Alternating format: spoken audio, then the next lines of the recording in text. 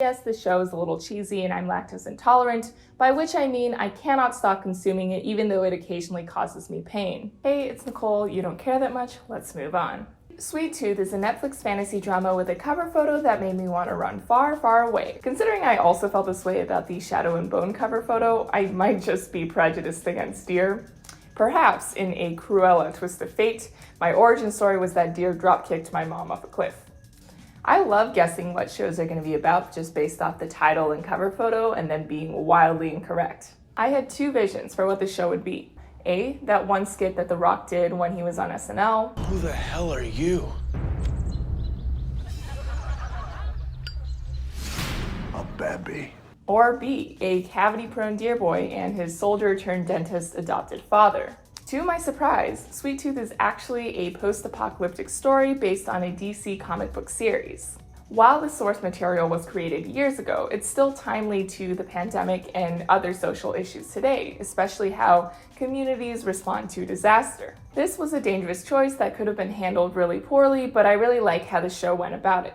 To contextualize our analysis, I'll give the gist of episodes 1 and 2, so don't worry if you haven't seen it yet. To be honest, every plot point in the series is really predictable even as you're watching it. Sweet Tooth cuts right to the chase, opening in a pandemic. This virus called the Sick has ravaged humanity. And here, all I can think about is this scene in Master of None. The sickening! It's happening! The virus is eating my flesh! My eyes are on fire! Ah! The symptoms manifest in a shaky pinky, and I am sure that there is a British joke in here somewhere, but I am too lazy to commit. Just as the virus spreads, hybrid children begin being born, and no one knows whether they cause the virus or vice versa. Some people view the pandemic as nature trying to reclaim itself from all the damage that humans have caused and trying to make humans go extinct. Other people are scared of what they don't know and start hunting hybrids.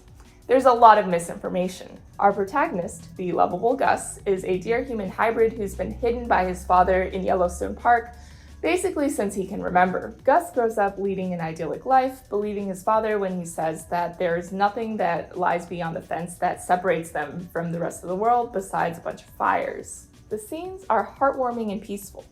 Instant death sentence for a movie dad. One day, a stranger finds where they've been living, and Gus's dad, in an attempt to shoo him away, gets exposed to the virus. After his dad dies, Gus lives alone and eventually discovers items from his father's past life, including a photo of a woman he thinks is his mom, captioned Colorado. Sometime after this, Gus lights a fire during the day and attracts the attention of poachers. A big man saves Gus's life, though at the time we're not sure if he's just another poacher. Gus runs home and sets up a tripwire, which is funny but really frustrating because surely his dad, in teaching him all those survival skills, would have managed a little bit of self-defense. Just saying. Anyway, luckily for Gus, Big Man, aka Tommy Jeopard, passes the vibe check and doesn't kill Gus. He also nicknames Gus Sweet Tooth because he fell for the poacher's candy trap. The pilot ends with Gus trying to annoy his way into Jeopard taking him to find his mother in Colorado.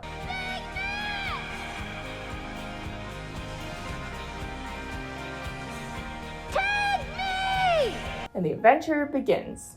There are two other plotlines going on. One follows Dr. Singh, this frontline worker during the pandemic, who is also the husband of one of the sick, who is somehow not contagious. Dr. Singh has it pretty rough. His fellow doctor, who has been doing some shady things in the name of finding a cure, guilts him into continuing her work before she pieces out. What she's been up to is made into this big reveal, but it's really obvious from the get-go that she's been experimenting inhumanely on hybrids. Dr. Singh feels weird about this considering they look kind of human. I'm sorry, but this is the funniest nightmare. But he pushes on because he wants to cure his wife. In some really uncomfortable interactions that mirror our own in real life, we experience Dr. Singh's tense life in a sectioned-off neighborhood, where they successfully kept out the virus, but fear and distrust each other and then turn on each other instantly. Side note, shout out to this woman for playing one of the most annoying characters I've seen in a good bit. Test him. I left my scanner at the clinic. It's okay. I always carry a portable blood test kit as neighborhood watch, Captain. Finally, there's Amy, a woman who runs the preserve, which is the safe space for hybrids. Amy has this adopted daughter, a pig hybrid, who is also, along with Gus, one of the few hybrids who can talk. As we progress through the season, we see how these plotlines converge. So that was the premise. Now for what makes this show special. The most obvious answer is Sweet Tooth's relevance to our current world. Early on in the pandemic, people were voicing how they were not looking forward to all the screenplays that writers must have been writing to romanticize COVID. After all, there are only so many alone together and in this new normal COVID cliches that a girl can take. But Sweet Tooth just does it better. Though the comics and the concept were created pre-COVID, the writers definitely did adapt the script to give us just enough of those moments that hit too close to home and or are mildly triggering. Hours became days. Days became weeks. Amy became a prisoner. It's unlike her. Hope she's feeling okay. It's important to celebrate where we can. We've just disinfected for like the 10th time today. We are safe. All right, don't freak out, man. That's what they want you to do.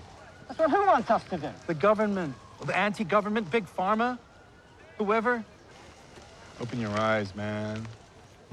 Probably did spend more time than they might have pre-COVID on how society would react to a COVID-like pandemic to take advantage of our residents with details like masks, community distrust, isolation, and fear. Case in point, this scene where they realize that someone has a virus and leave him to burn alive in his house.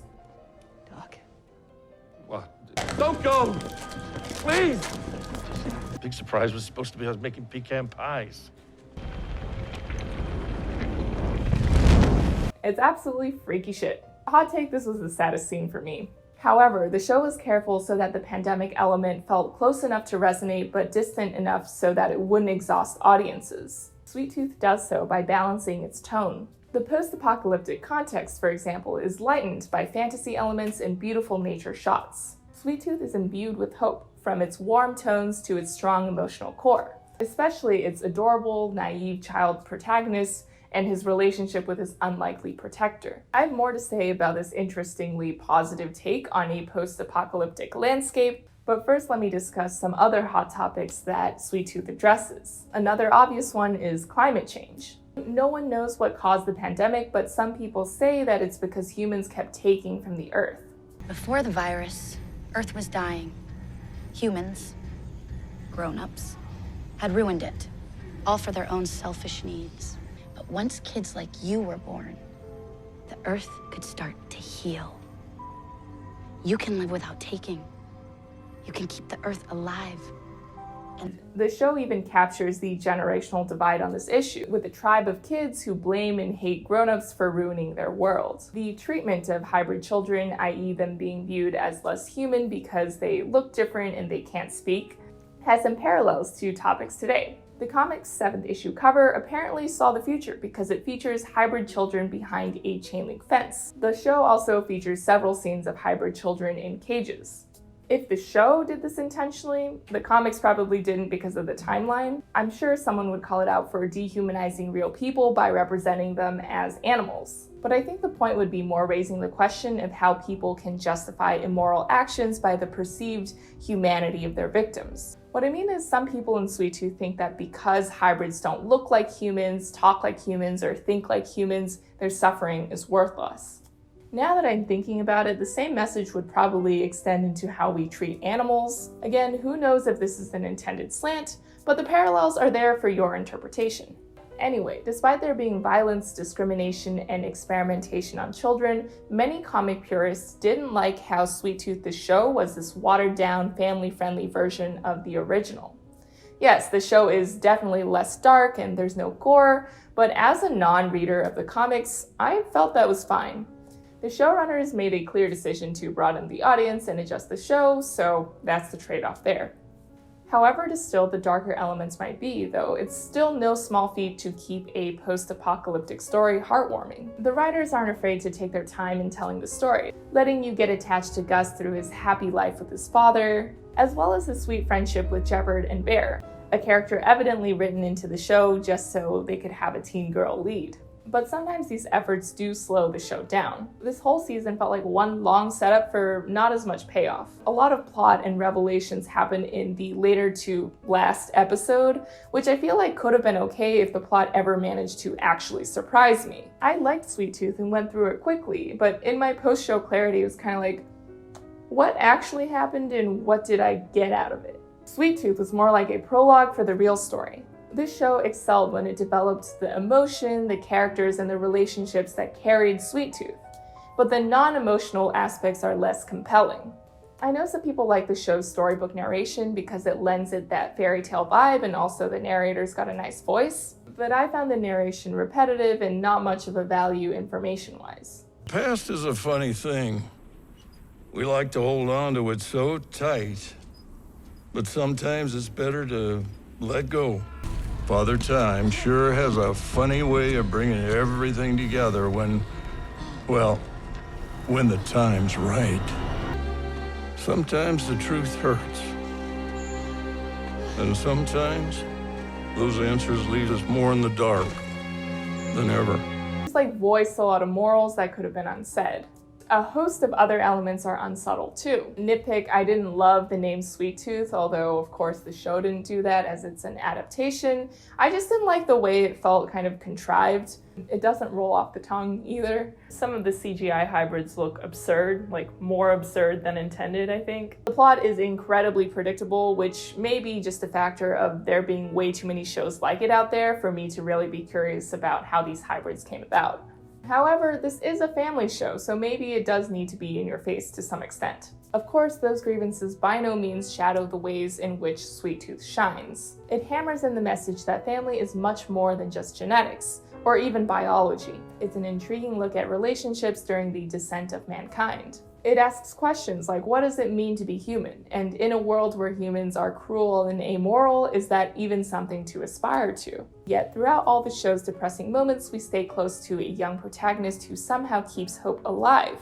And that's something special to hold on to even as our own real-life pandemic recedes into the distance. Alright, I'm done. Please subscribe if you got anything out of this video and make sure to fight me in the comments. Alright, see y'all.